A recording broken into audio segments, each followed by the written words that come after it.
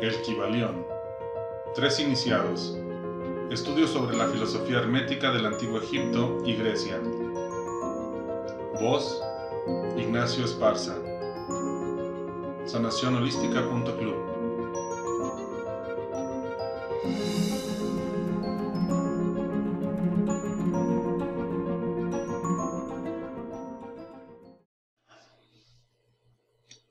Capítulo 10. Polaridad. Todo es dual, todo tiene polos, todo su par de opuestos. Los semejantes y desemejantes son los mismos. Los opuestos son idénticos en naturaleza, difiriendo solo en grado. Los extremos se tocan. Todas las verdades son medias verdades, todas las paradojas pueden reconciliarse. El Kybalión. El cuarto gran principio hermético, el principio de polaridad, encierra la verdad de que todas las cosas manifestadas tienen dos lados, dos aspectos, dos polos, un par de opuestos con innumerables grados entre ambos extremos. Las antiguas paradojas que siempre han confundido la mente de los hombres quedan explicadas si se comprende este principio.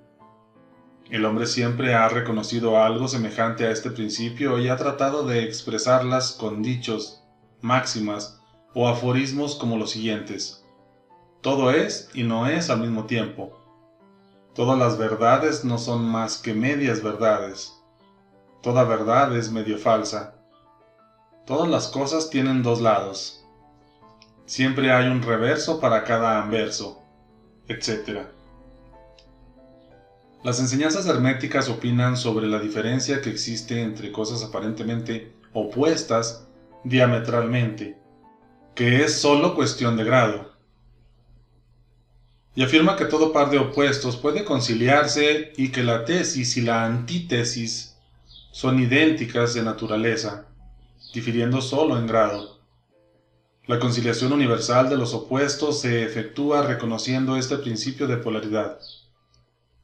Ejemplo de este principio puede encontrarse en todas partes, después de un examen de la naturaleza real de las cosas.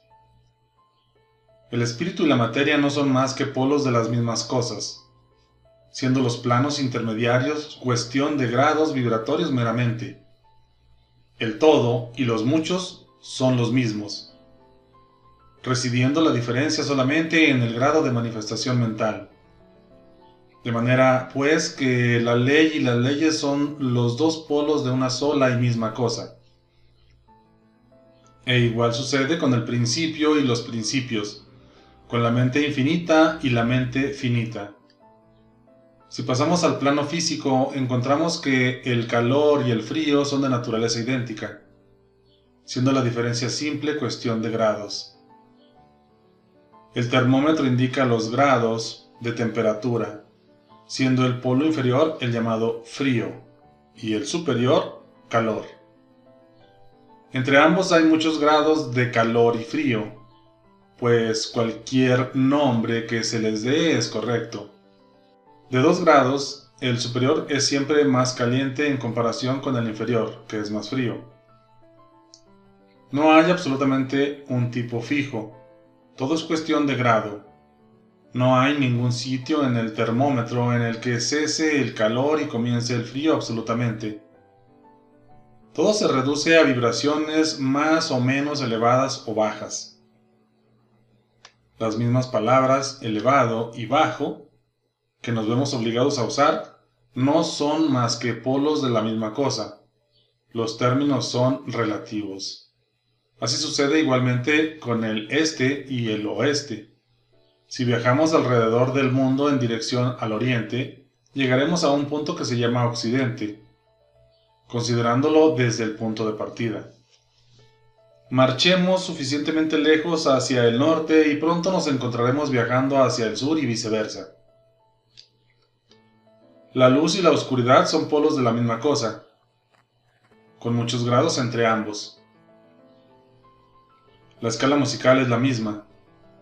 Partiendo del sí en adelante llegaremos a encontrar otro sí y así sucesivamente, siendo las diferencias entre los extremos también cuestión de grados. En la escala del color sucede otro tanto, siendo la intensidad vibratoria la única diferencia que existe entre el rojo y el violeta. Lo grande y lo pequeño son cosas relativas. Igualmente lo es el ruido y la quietud, lo duro y lo blando, lo afilado y lo romo. Positivo y negativo son los dos polos de una misma cosa, con innumerables gradaciones entre ambos. Bueno y malo no son cosas absolutas.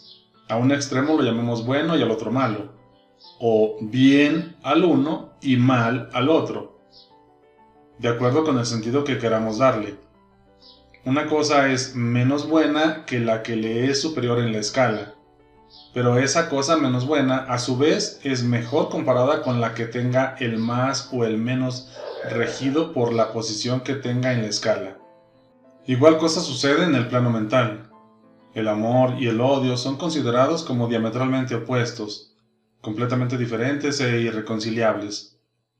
Pero si aplicamos el principio de polaridad, encontraremos que no existe un amor absoluto o un odio absoluto, diferentes uno de otro. Los dos no son más que términos aplicados a los dos polos de la misma cosa. Empezando en cualquier punto de la escala, encontramos más amor o menos odio, si ascendemos por ella, o menos amor, si por ella descendemos.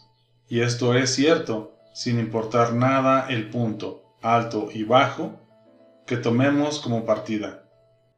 Hay muchos grados de amor y de odio, y existe también un punto medio donde el agrado y el desagrado se mezclan en tal forma que es imposible distinguirlos. El valor y el miedo quedan también bajo la misma regla. Los pares de opuestos existen por doquier. Donde encontraremos una cosa, encontraremos también su opuesta, los dos polos. Este hecho es el que permite al hermético transmutar un estado mental en otro, siguiendo las líneas de polarización. Las cosas de diferente clase no pueden transmutarse unas en otras, pero sí las de igual clase. Así pues, el amor no podrá convertirse en este u oeste, o rojo o violeta, pero puede tornarse en odio, igualmente el odio puede tornarse en amor, cambiando su polaridad. El valor puede transmutarse en miedo y viceversa. Las cosas duras pueden tornarse blandas, las calientes frías y así sucesivamente, efectuándose siempre la transmutación entre cosas de la misma clase, pero de grado diferente. Tratándose de un hombre cobarde, si se elevan sus vibraciones mentales a lo largo de la línea miedo-valor, se llenará de valentía y desprecio por el peligro. E igualmente el perezoso puede hacerse activo y enérgico, polarizándose simplemente a lo largo de las líneas de la deseada cualidad. Los discípulos familiarizados con los procedimientos mediante los cuales producen las diversas escuelas de ciencia mental cambios en los estados mentales de sus seguidores, quizás no comprendan fácilmente cuál es el principio que se oculta tras esos cambios, pero, no obstante, una vez que se ha entendido el principio de polaridad, se ve inmediatamente que esos cambios mentales son ocasionados por un cambio de polaridad, por un deslizamiento a lo largo de la misma escala. Este cambio no es de la naturaleza de transmutar una cosa en otra completamente diferente, sino que se reduce a un simple cambio de grado de la misma cosa, lo que es una diferencia importantísima. Por ejemplo, y sacando un ejemplo del mundo físico, es imposible cambiar el calor en agudeza o filosidad, pesadez, elevación, etc. Pero puede ser fácilmente transmutado en frío, con solo amortiguar la vibración. De la misma manera el odio y el amor son recíprocamente transmutables, así como el miedo y el valor, pero el miedo no puede transformarse en amor, ni el valor en odio. Los estados mentales pertenecen a innumerables clases, cada una de las cuales tiene sus polos opuestos, a lo largo de los cuales es posible la transmutación. Se comprenderá fácilmente que, tanto en los estados mentales como en los fenómenos del plano físico, Los dos polos pueden ser clasificados como positivo y negativo, respectivamente.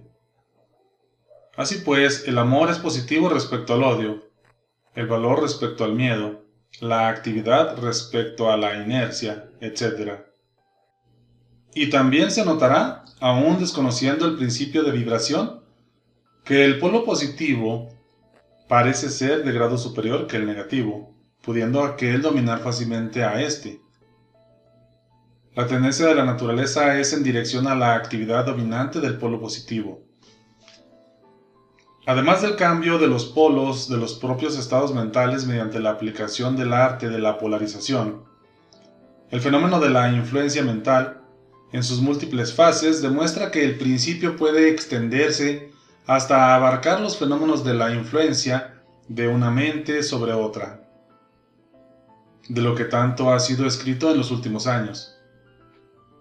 Cuando se comprende que la inducción mental es posible, esto es, que los estados mentales pueden producirse por inducción de los demás, entonces se verá cómo puede comunicarse a otra cierta clase de vibración o polaridad, cambiándose así la polarización de la mente entera. La mayoría de los resultados obtenidos mediante los tratamientos mentales se obtienen según ese principio. Por ejemplo, una persona está triste, melancólica y temerosa. Un científico de la mente eleva su propia mentalidad al deseado grado de vibración, mediante su voluntad previamente ejercitada, y de esta manera obtiene la polarización requerida en su propia mentalidad. Entonces, por inducción, produce un estado mental análogo en el otro, siendo el resultado que las vibraciones de éste se intensifican y el paciente se polariza hacia el polo positivo de la escala, en vez de polarizarse hacia el negativo y sus temores, melancolía, etc. Se transforman en valor, contento y parecidos estados internos. Un poco de meditación sobre el asunto demostrará que esos cambios mentales se efectúan casi todos a lo largo de las líneas de polarización, siendo el cambio más bien cuestión que de clase.